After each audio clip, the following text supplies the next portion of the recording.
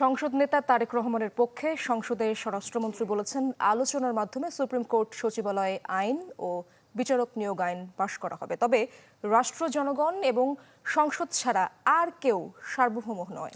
জুলাই সনদ বাস্তবায়ন নিয়ে আলোচনায় বিরোধী দলীয় নেতা বলেছেন, তারা সংসদ বিরোধী নয়। জাতীয় ঐকমত্য কমিশনে গৃহীত সিদ্ধান্তের আলোকেই জুলাই সনদ বাস্তবায়ন করতে হবে।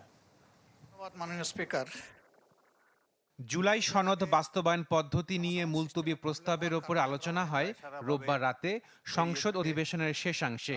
এতে অংশ নেন সরকারি ও বিরোধী দলের এমপিরা।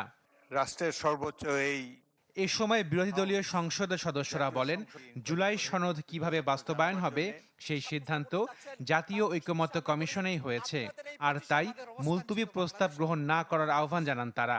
বিরোধী দলীয় নেতা বলেন, তারা সংবিধান সংশোধনের বিপক্ষে নয়।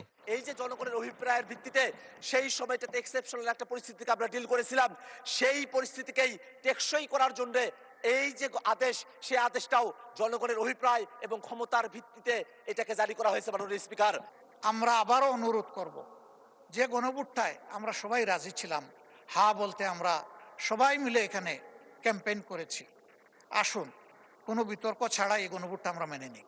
যতটুকু সংস্কার হওয়ার সংস্কার হবে, যেখানে সংশোধন হওয়ার সংশোধন হবে। আমরা সংশোধন বিরোধী নই, আবারও একেবারে স্পষ্টভাবে আমি জানিয়ে দিচ্ছি। আলোচনায় আইনমন্ত্রী বলেন, সংবিধান সংশোধনের মাধ্যমে জুলাই সনদ বাস্তবায়ন করা হবে।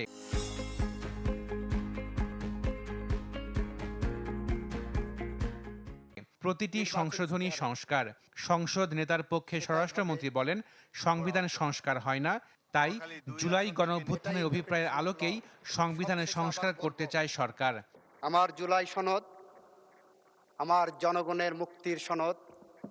আমার জুলাই সনদ বলেছেন, আমি এই সংবিধানকে ধারণ করব, এই সংবিধানকে সংশোধন করব। সংশোধন করে যে যে সংস্কারগুলো জুলাই সনদের মধ্যে অন্তর্ভুক্ত করা হচ্ছে সেইগুলো ইনকর্পোরেট করব। সেইটাই জুলাই সনদ এবং সেই পথ ধরে আমরা এগিয়ে যাচ্ছি। জুলাই জাতীয় সনদ বাস্তবায়ন চায়, তারা প্রত্যেকে বলেছেন। অর্ডারের কথা নিয়ে বলে যে গণভোট অর্ডার, এটার কি হবে সেটাও আলোচনা করব আমরা। যদি সংবিধান সংশোধনী কমিটি, বিশেষ কমিটি গঠন করা হয়, সেখানে চলুন এখানে মিলেমিশে আমরা আলোচনা করে বের করি। সংবিধান হয় রহিত হয়, স্থগিত হয়, সংশোধন হয়, বাতিল হয়, ইত্যাদি হয়। সংবিধান তো সংস্কার হয় না, মাননীয় স্পিকার।